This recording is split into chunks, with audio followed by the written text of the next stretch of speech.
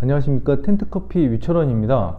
오늘은 교육 영상을 하나 찍도록 하겠습니다. 요즘에 로스팅 후기랑 원두 리뷰 이런 거 좀 찍고 다녔는데 그런 것이 사실 더 재밌는데, 오늘은 이거 질문이 들어왔어요. 노르딕 스타일에 대한 질문이 들어와가지고 영상을 하나 찍도록 하겠습니다. 바로바로 반영하는 텐트커피입니다. 구독 버튼 눌러주세요. 이거 해라 그러더라고요. 구독자 수가 없다고. 네, 구독 버튼 눌러주세요. 좋아요도 눌러주세요. 자, 시작하도록 하겠습니다. 교육 영상을 찍다 보면 사실 청기누설 하는 거 아니에요, 이런 식으로 장난삼아 제 아는 지인이 얘기를 하는데, 청기누설은 아니고요.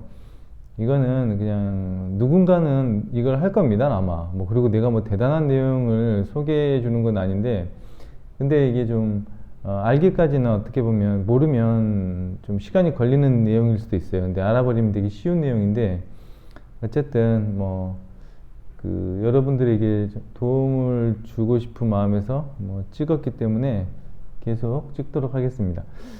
자, 이제 노르딕이라는 커피가 요즘에 핫한 것 같아요. 노르딕 스타일 커피, 노르딕 커피, 이런 얘기가 나옵니다. 그래서 노르딕 스타일의 커피가 뭔지 하고, 노르딕 커피의 어떤 로스팅 프로파일은 어떻게 하는 거고, 로스팅을 어떻게 운영해 갈 것이며, 노르딕 스타일에 관한 어떤 추출 방법까지 얘기를 하면 시간이 될 것 같습니다. 일단은 노르딕 커피라는 거는, 노르딕 스타일이라는 거는, 로스팅 새로운 개념은 아닙니다. 새로운 개념은 아니고, 노르딕이라는 게 사실 그거잖아요. 노르딕이 의미가 뭘까요? 노르딕이 노르웨이, 덴마크, 또 뭐죠? 스웨덴, 핀란드, 아일랜드? 아이슬란드인가요? 아이슬란드.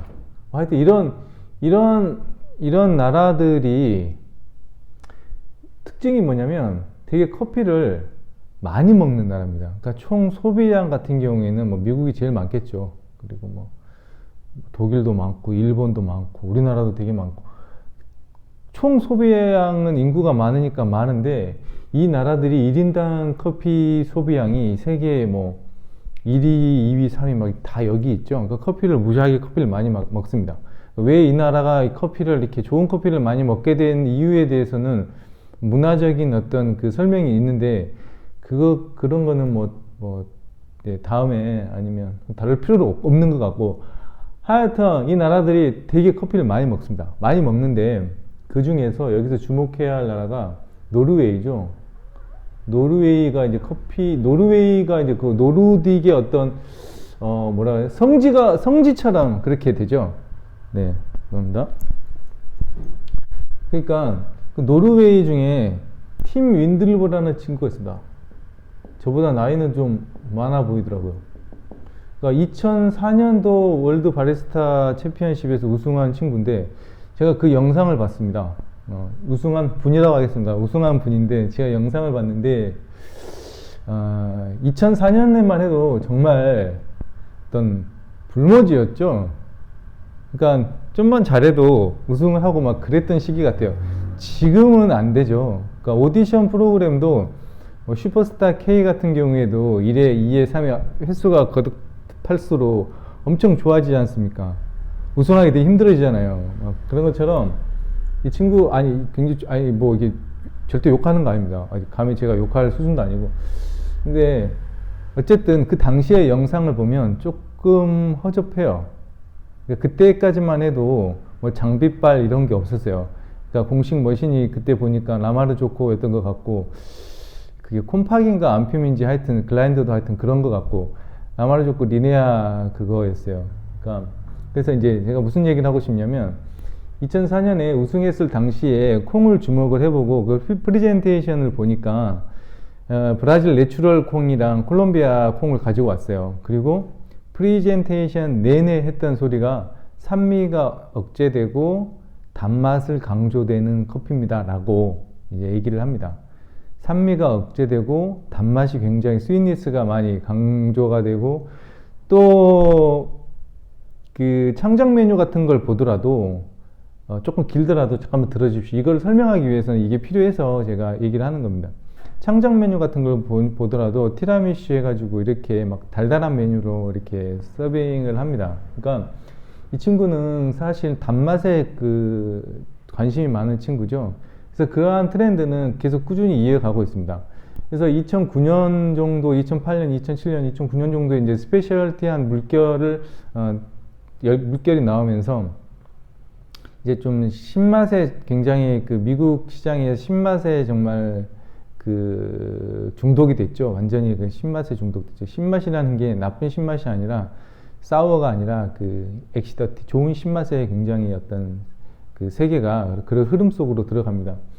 그래서 2004년에 우승했을 때 그 영상을 보면 제가 얘기를 하고 싶은 거는 사람은 쉽게 그 취향이라는 게 쉽게 바뀌진 않아요. 저도 다크한 커피를 좋아하는데 신맛 나는 그냥 엑시더티한 커피를 아무리 플리티하고 뭐 허발 느낌이 나고 이런 뭐 플라워리한 뭐 그런 거를 해도 싫은 거는 싫은 거거든요. 그러니까 사람의 취향이라는 게 쉽게 변하지 않는데 팀 인들보가 그래서 노르웨이에서 이제 그 카페도 운영하고 뭐 노르딕 챔피언십 해가지고 따로 이렇게 대회가 있잖아요. 그래서 그 보면 이 친구 왜 갑자기 전향을 했냐, 왜 갑자기 라이트한 커피를 따라가냐라고 해보면 그렇지가 않습니다. 그 내막을 봐야 될 것 같아요. 우리는 표면적인 것만 보고 이제 그러한 부분들에 대해서 그냥 무조건 그냥 따라하려는 경향이 있어요. 저도 그렇고 우리 모두 그런 부분 이제 쉽게 하려는 경향이 있는데 좀 내막을 좀 더 살펴보도록 하겠습니다.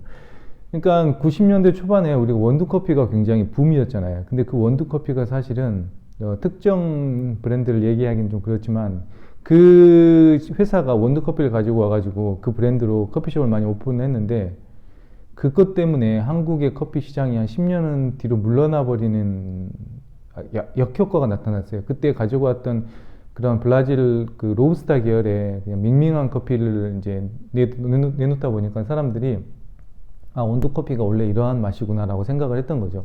향도 없고 그냥 쓰고 밍밍하고, 그쵸? 그러다가 이제 그러니까 거기다가 이제 향을 입혀서 헤이즐넛이라든지 뭐 초콜릿이 들어가는 뭐 그런 것들을 막 향을 입힌 향커피가 또 유행을 하고 했잖아요.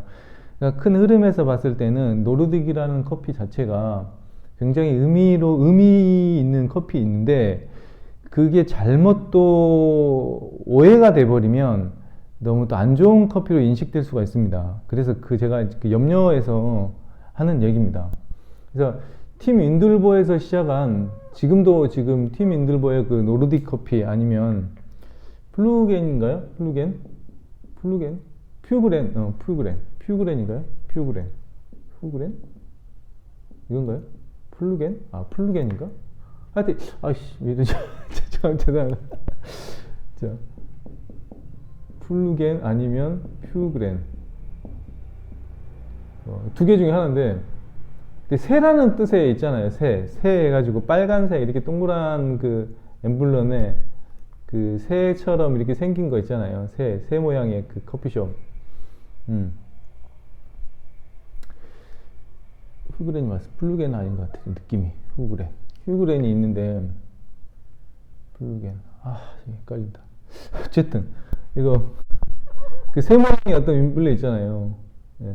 이게 또 헷갈리는 건 계속 헷갈려요. 왜냐면 엘리베이터, 에베레스트 이거 자꾸 헷갈려요. 키친, 치킨. 제가 이게 그래요. 이게 죄송해요. 교육연장인데 지금 왜 이런 퓨그렌. 예. 이게 있는데 이거 같은 경우에는 갔다 온 사람이 다 맛있다고 합니다. 거의 다 맛있다고 합니다. 다 맛있대요. 예. 까다로운 사람들도 노르딕 여기서 먹었던 이게 1963년인가? 1960 몇 년에 63년인가에서 그 노르웨이에서 이것도 노르웨이요. 노르웨이가 그래서 노르딕 커피. 노르웨이에서 이게 설립이 됐는데 카페죠. 카페가 설립됐는데 이게 도쿄에도 있어요. 도쿄에. 그래서 이거 보면 막 다 맛있다 그럽니다. 막 싫어하는 사람이 없어요. 그래서 아, 왜 이렇게 맛있는 커피가 한국 와가지고는 외면을 당하거나 아니면 맛이 없을까라는 것에 심층 한번 분석을 해보겠습니다. 심층 분석을 해달라는 요구가 있어가지고 제가 영상을 찍게 됐습니다. 자, 그래서 휴글렌이나 아니면 팀 인들보의 커피는 어떤 특징이 있고 이제 뭐가 다른가 그걸 해보겠습니다. 자, 일단은 이게 어디에서 자리를 잡냐면요, 노르딕이라는 거는 새로운 개념이 아닙니다. 새로운 개념이 아니라 어떤 이제 교유명사처럼 되어 있는데, 사실은 이건 지우겠습니다. 이런 게 있다는 거 알고 이따가 다시 설명을 해드릴게요. 어디에 위치해 있냐면 여기 있습니다. 여기가 이제 노르딕이 있어요. 노르딕이 이쪽에 있어요. 라이트한 커피에 있어요. 그러니까 이게 일본은 8가지 배전도로 이제 그 로스팅 배전도를 나누고, 미국은 이렇게 나누죠. 근데 미국 같은 친구들은 어떤 매뉴얼화하고 수치화하는 거를 되게 좋아하기 때문에 SCA 같은 경우에 에그트론사의 M 베이직이라는 그 기계를 사용해서 되게 비싸죠. 그때 뭐 2만 불 막 하고 하니까 쉽게 못 사는데, 지금은 모르겠어요. 가격을 좀 별로 저는 이거를 신뢰하지 않기 때문에 그냥 어쨌든 교육용으로는 쓸만한데 실제로 로스팅 할 때는 사용할 일이 없을 것 같아요. 그래서 뭐 별로 관심도 없는데, 그때 당시에 비용이 뭐 2만 불, 2천만 원 정도 하니까 쉽게 접근을 못 하죠. 그래서 미국 같은 경우에는 더 애매합니다. 표현들이. 그러니까 아주 가볍다, 뭐 솔직히 라이트, 미디엄, 뭐 다크, 이 정도 3개 정도로 이렇게 하면 되는데, 이 친구들은 더 애매하게 나눠버렸죠. 그래서 아, 굉장히 다크하다, 뭐 조금 다크하다, 온화하게 뭐 라이트하다, 이런 식으로 이렇게 나눠놨습니다. 그 때문에, 그리고 이제 숫자적으로 이렇게 표현을 한 거죠.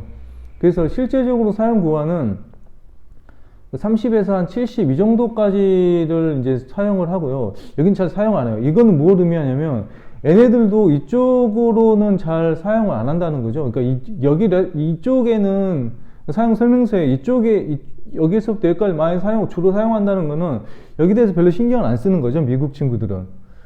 이런 표현들이 있고요. 좀 더 이제 일본 같은 경우에는 약간 더 이제 디테일하게 나와 있는 게, 일본이 그래도 좀 더 낫습니다. 보면. 그래서 이게 라이트한 시나몬, 뭐 미디엄, 하이, 시티, 풀 이렇게 하는데, 이것도 사실은 실제로 로스팅계는 통용하기는 어려운 부분이 있어요. 근데 여기에서 주목해야 될 게, 일본에서 표현하는 그 라이트라는 것이 이게 1차 크랙이거든요. 이게 퍼스트 클랙이에요. 1차 크랙이에요. 1차 팝핑이라고 할까? 1차 팝? 1팝. 네, 1차 팝. 여기 이제 들어갔을 때 이걸 1차 팝이라고 하고, 이제 1차 팝이 진행되거나 그랬을 때는 이제 시나몬이라고 하고요. 1차 팝이 끝났을 때란 미디엄이라고 합니다. 예. 그리고 이제 2차 팝이 시작되는 구간을 2차 팝이 끝나는 구간을 풀시트라고 하죠. 2차 팝 끝나는 구간. 이런 식으로 해서 이제 걔네들은 이제 그 현상들에 대해서 숫자적으로 나누는 게 아니라 어떤 그 콩의 성질이 변하는 현상들에 대해서 이제 나타나는 거죠. 그러니까 미국 애들은 좀 더 과학적이죠. 어떤 적외선 파장을 이용해가지고 그 배전도, 그러니까 커피의 그 당질이 카라멜라이즈 된 살 때에 나타나는 반응에 대해서 이렇게 나누는 게 얘고, 또 화학 반응으로 나누는 게 미국식이고, 일본식 같은 경우에는 이렇게 조금 더 디테일하게 좀 현상들에 대해서 이제 나누었던 거죠. 그래서 이제 우리가 우리가 이걸 공부하는 거 아니라 어디에다 놓을 것이냐. 그럼 라이트한 노르딕이랑 라이트한 게 어떤 차이가 있는지, 사실 같은 개념입니다. 같은 개념인데 차이점이 있어요. 차이점이 뭐냐면, 이런 케이스가 있을 수가 있어요. 똑같이 일본식으로 라이트를 하게 볶잖아요. 그러면 일본의 어떤 매뉴얼은 뭐라고 나와 있냐면, 그러니까 일본에서 라이트한 커피를 볶는 방법들도 있습니다. 일본에서는 라이트한 커피를 어떻게 표현하냐면, 라이트한 커피를 볶기 위해서는 큐바라든지 아니면 하이티 같은 커피, 조직이 연하고 수분이 낮고, 밀도가 같은 말이죠. 밀도가 그러니까 안 단단한, 네? 덜 단단한, 밀도가 낮은 그리고 떫은 맛이 별로 없는 큐바나 하이티 지역 같은 정도의 커피는 라이트할 수 있다. 이렇게 표현이 되어 있습니다.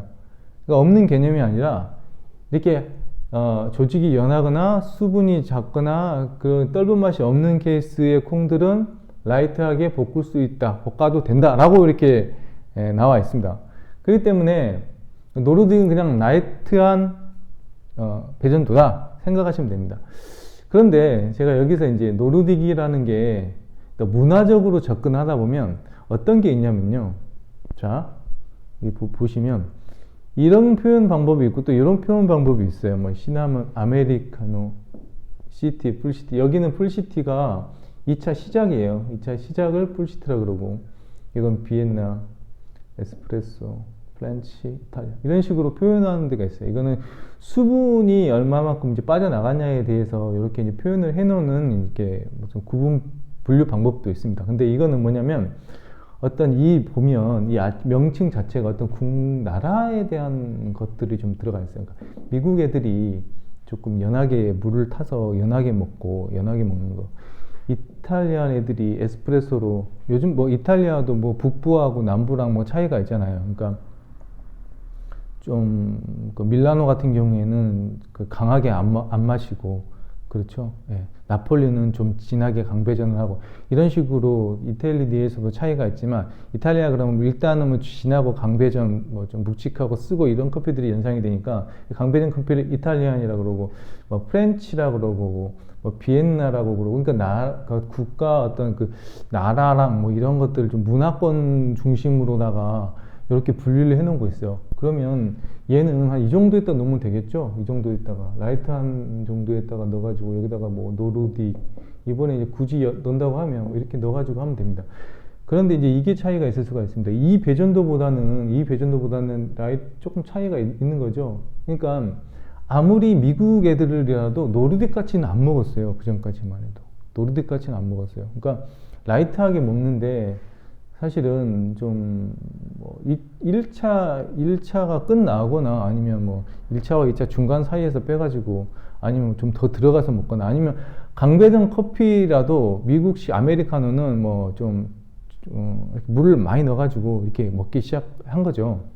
그러니까 구분을 하자면 배전도로 따르면 일본 라이트 정도가 이거다. 그쵸? 1차 들어가서 이거다. 그러면 왜 팀 인들버라든지 아니면 뭐 휴그랜 이런 데서 커피를 먹으면 굉장히 맛있는데 국내에서 이제 노르딕 커피를 뭐 표방하거나 아니면 미국에서 노르딕 커피라고 가지고 오면 맛이 없는지 그 이유에 대해서 한번 생각을 해보고 로스팅 프로파일을 어떻게 또 가져갈까 그런 것도 한번 생각을 해봤으면 좋겠습니다. 지우겠습니다. 자, 일단은 로스팅 프로파일이 어떻게 되냐면 로스팅 프로파일과 그 기구 있죠, 도구 있죠. 일본의 어떤 교토에 있는 여관은 모텔은 되게 그 우동을 맛있게 하는데 분점을 내지 않는 이유가 그 교토의 똑같은 물맛을 찾을 수가 없어서 그렇다고 합니다. 그래서 그 재료의 부분이에요, 재료. 근데 결론부터 얘기할게요. 이것 차이죠, 이것 차이입니다.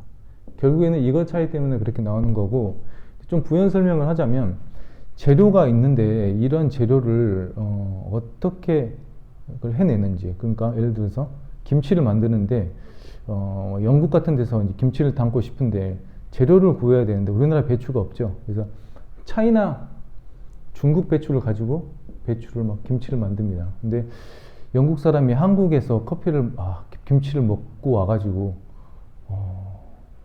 그런 맛을 구현하고 싶은데 안 되는 거죠. 재료가 달라서 그런 거예요. 결론부터 얘기하면 재료가 달라요. 재료가. 그리고 그 재료를 만들려고 하면 그걸 담아내는 이제 도구들이 있어야 될 거 아닙니까? 도구들이. 그러니까 로스팅 프로파일 같은 경우에는 제가 이제 그 팀 윈들보를 구독해가지고 그분이 올린 그 영상을 이제 자주 봐요. 자주 보고. 근데 그분이 이제 얼마 전에 제가 본 건 얼마 전인데 두 가지 영상을 올렸어요. 하나는 그 노르딕 대회에 준비하는 영상과 또 하나는 자기 이제 로스터 새로 샀다고 그거 올렸거든요. 근데 그 전에 기계 같은 경우에는 프로밭이었습니다. 프로밭 유지인데 몇 킬로인지는 모르겠어요. 22라고 그냥 가령 이렇게 칩니다. 올드 프로밭. 그래서 1900년대 올드 프로밭이래요. 참 대단하지 않습니까? 네. 1900년도는 1990도 들어가나요? 1990대도 어쨌든 네, 1900년대에 올드 프로밭이다 이렇게 네, 소개를 하고요. 또 하나가 이제 35 롤링이죠. 롤링이라고 해야 돼. 롤링 35kg 이번에 새로 사가지고 공장에 설치해가지고 이제 설명을 해줍니다. 그래서 이제 롤링을 뭐 이렇게 돌려요. 그래서 기계가 이제 쿨링 빈도 롤링은 좀 이렇게 규모가 협소해도 되잖아요. 깊고 쿨링 트레이가 크질 않고 깊고 이렇게 깊숙한데 베큐um 해가지고 확 빨아들이고 막 이런 막 설명들을 해요. 막 자랑하는 거죠. 우리 기계 좋다는 거. 그러면서 뒤로 돌아가가지고 그 생두가 쌓여 있는 곳을 또 보여줍니다. 근데 생두가 쌓여 있는 곳 보니까 아주 이제 밀폐돼가지고 그 진공 포장돼가지고 팀 윈들벨 써 있더라고요. 다이렉트 트레이드 한다는 거죠. 다이렉트 트레이드. 자랑하는 거죠. 자기 생두 좋은 거 쓴다. 베쿰 돼가지고 딱 진공 포장 돼가지고 재료가 다른 겁니다. 재료가 다르고 제가 이 전 영상인가 보면 그 컨벡티브와 컨덕티브의 히트에 대한 거 그 비교하면서 영상 하나 올렸어요. 그래서 대류를 많이 쓰는 이러한 로스터 같은 경우에는 산미를 죽인다. 그렇죠? 그리고 전 과정에 거쳐 가지고 수분이 배출되는 거는 맞고 뭐 1차 때 더 많이 배출되고 그런 건 맞는데 이 롤링이나 이런 거 자체는 대류열을 많이 쓰는 것 자체는 수분 배출에 용이해요. 그리고 배기도 되게 셉니다. 예, 그리고 그러니까 이제 기계가 다른 거죠. 산미가 좀 다른 겁니다. 예, 산미를 좀 죽이는 걸 하다 보니까 같은 프로파일에 같은 그걸 해도 다른 커피가 나옵니다. 예, 그건 어쩔 수 없어요. 어제 제가 로스팅 12kg짜리 프로바 12kg짜리 그 1993년도 그러니까 27년 전에 그 23년 전에 한국에 온 프로바 그 모델 그 어제 동영상 하나 올렸는데 그 찾아보시면 그런 부분들에 대한 설명들이 약간 있어요. 그러니까 이러한 기계 같은 경우에는 어떤 라이트한 배전도에 그냥 특화되어 있어요. 그러니까 자기가 그렇게 만들어야 되지 그렇게 된 게 아니라 구조가 그렇게 돼가지고 시대의 부름을 맞춰서 이렇게 나온 겁니다. 예, 그런 거죠. 그래서 이러한 차이가 있고요. 도구의 첫 번째가 재료고 두 번째가 이제 도구의 차이입니다. 도구의 차이. 그래서 도구가 이러한 로스터들로 볶는 커피들이 어떤 프로파일을 그리면 좋죠. 그 프로파일을 제가 봤어요. 또 눈썰미 있게 그 친구의 이제 로그를 갖다가 봤어요. 그러니까 구조가 이렇게 되어 있더라고요. 이렇게. 그래서 이런 식으로 프로파일이 작성되어 있습니다. 그러니까 이게 1차죠. 1차입니다. 그러니까 그리고 로스팅 시간은 10분에서 이렇게 막 얘기해도 되나? 거의 자기도 얘기하니까 뭐 본인도 뭐 다 얘기했으니까 저 보라고 얘기한 거 아니겠습니까? 그래서 10분에서 11분에서 이렇게 끊는다. 그렇죠? 예. 인들보가 그렇게 얘기했습니다. 그래서 10분에서 11분 사이에 끈다. 그러니까 사실은 이게 길다 그러면 긴 시간이죠. 라이트함. 왜냐하면 요즘에 8분에 끊는 사람도 있고 뭐 6분에 1차가 오는 사람들도 많이 있잖아요. 사실. 그리고 막 꺼내면 그러면 거의 10중 8구 막 사우한 맛이 막 올라오죠. 그러니까 최소한 10분에서 11분 사이는 끌고 가고 온화하게 올라가는 거죠. 이건 뭐 특별한 기술은 아닙니다. 이거 로스팅 한 사람들은 다 아는 거죠. 이게 천천히 끄집어 올라가가지고 1차에 들어와가지고 이 구간을 좀 그래서 10분에서 11분이라는 거는 여기 단미가 나오거든요. 이 정도의 프로파일에는 단미가 나와요. 그리고 여기서 이제 산미를 빼는데 이 산미를 갖다가 죽이는 거는 이 기계 때문에 그렇게 된다. 그런 거죠. 예. 이제 분석을 요구하는 좀 해줬으면 한 그 구독자가 있어가지고 전 또 바로바로 반응하기 때문에 바로 어제 그 문의를 받고 오늘 찍게 됐습니다. 지금 제가 알고 있는 선에서만 얘기하는 거지 좀 더 새로운 정보가 오거나 그러면 또 나를 또 정보를 교정을 해야겠죠. 근데 현재까지는 이렇습니다. 제가 알고 있는 정보는 근데 10분에서 11분 사이에서 끄는 거고요. 제가 처음 노르딕 스타일을 먹었던 거는 스퀘어 마일스의 커피인데 먹어보면 외관이 쪼글쪼글하고 되게 했어요. 그래서 제가 그걸 딱 받았을 때 그 가지고 온 분한테 아 이거 로스팅 잘못했는데 이거 실수했는데 내가 딱 당당하게 얘기를 했어요. 먹어보니까 맛있습니다. 맛있었습니다. 그래서 처음에는 맛없었는데 계속 다시 로스팅 프로파일을 그 추출을 좀 달리 해봤더니 굉장히 맛있는 커피가 나왔어요. 그래서 세 번째가 뭐냐면 두 번째가 도구고 세 번째가 추출의 문제인데 자 이거는 기계에 관한 거니까 그래서 여러분도 10분에서 11분 사이로 끄집어 가지고 1차 들어가서 1차 끝나기 전에 뽑으면 뭐 노르 스타일이 되겠죠. 프로파일 자체가. 자, 그리고 세 번째가 뭐냐면 추출에 관한 건데 휴그렌인가 플루겐인가 하여튼 거기에서 먹으면 맛있는 이유가 그 회사가 그거 같은 경우에는 추출 도구를 칼리타 웨이브를 씁니다. 칼리타 웨이브를 써요. 휴그렌은. 근데 제가 알고 있는 최고의 가장 안정적으로 추출이 되고 맛있게 추출되는 건 칼리타 웨이브죠. 뭐 논란의 여지가 많이 있겠지만 개인적인 이제 의견이니까 제일 좋아요. 저도 현대드립 꽤 오랫동안 추출을 했는데 칼리타 웨이브가 제일 안정적으로 맛이 잘 나와요. 그리고 이제 느낌인지는 모르겠지만 구멍이 이게 원형 구멍에 세 개 이렇게 뚫려 있죠. 이렇게 이런 식으로 뚫려 있죠. 이렇게 그러다 보니까 이게 뭐 채널링이라든지 뭐 그런 것들로부터 모아져서 나오는 부분이 아니기 때문에 약간 좀 더 추출이 잘 되는 느낌이 나요. 그리고 실제로 단미도 많이 오고 안정적으로 추출이 됩니다.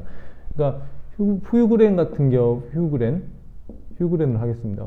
휴그렌 같은 경우에는 칼리타 웨이브를 사용을 하고 그리고 윈들보도 그 영상을 많이 이제 올리는데 자세히 보면 어떻게 하냐면요.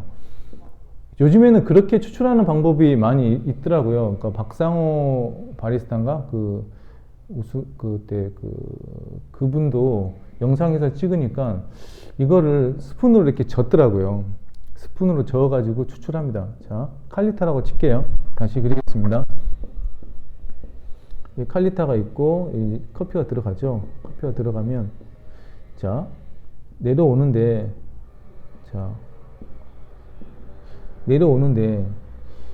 뜸을 들이고 난 다음에 30초간 뜸을 들인 다음에 스푼으로 저어줍니다. 예. 팀 윈들보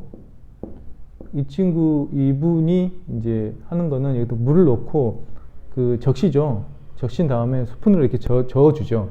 근데 만약에 이걸 강배전 커피를 이렇게 하면 어떻게 되나요? 망하는 거죠. 완전히 끝나는 거죠. 못 먹죠. 이거 못 먹죠. 강배전 커피는 최세한으로 이게 가만히 조심스럽게 진하게 이렇게 천천히 내려야 되죠. 막 흔들거나 막 이렇게 물이 차거나 그러면 못 먹죠. 너무 떫고 막 쓰고 막 강하고 역하고 막 그런 맛들 때문에 못 나죠. 이거는 가능한 게 이게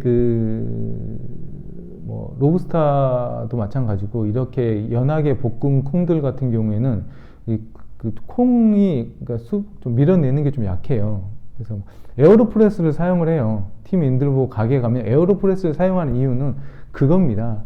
이런 커피를 추출을 하려고 하면 깊은 맛을 내기 위해서는 에어로프레스를 내리거나 아니면 이러한 커피를 갖다가 이렇게 많이 적거나 해가지고 물이 충분히 스며들 수 있고 조직 안으로 들어갈 수 있게끔 한 다음에 추출을 합니다. 그리고 물을 많이 써요. 그러니까 30g을 쓰면 500ml 정도를 추출합니다. 그러니까 제가 초반에 얘기했지 노르딕 사람들은 많이 마신다고 그랬죠. 그러니까 굉장히 많이 먹어요. 많이 먹다 보니까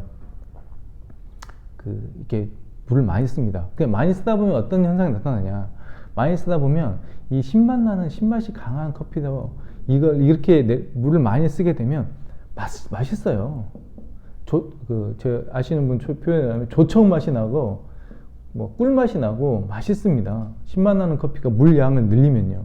그러니까 세 번째는 이제 도구라는 거는 로스터의 차이고, 세 번째는 이제 이게 도구, 로스터의 차이, 열풍, 그리고 세 번째가 이제 추출의 차이죠. 추출의 차이. 그래서 이제 노르딕 스타일을 하려고 하면 에어로플레스라든지 아니면 이러한 커피 이렇게 좀 약간 이렇게 젓는다든지 물을 충분히 우려내 가지고 깊은 맛을 쏟아내야지. 안 그러면 흔히 말하는 그 정말 그 언더된 느낌 있죠. 이게 근데 언더와 언더 디벨로퍼, 언디벨로프죠. 언더가 언디벨로프와 그 노르딕 차이는 진짜 종이 한 장 차이입니다. 그렇기 때문에 항상 그 선상에서 경계를 해야 되는데 뭐 기계가 좋습니다. 결과적으로 얘기를 하면 이러한 부분들이 다 해결이 돼야지만 한 잔에 완벽한 노르딕 커피를 먹을 수 있는 거고요. 저는 한 번도 만족스러운 커피를 먹어본 적이 없기 때문에 제가 감히 이렇게 이렇게 평가하는 거는 그렇지만 취향이 아닌 것 같아요. 제 취향. 별로 다루고 싶지 않았지만 그 질문이 들어와가지고 한번 생각을 해봤습니다.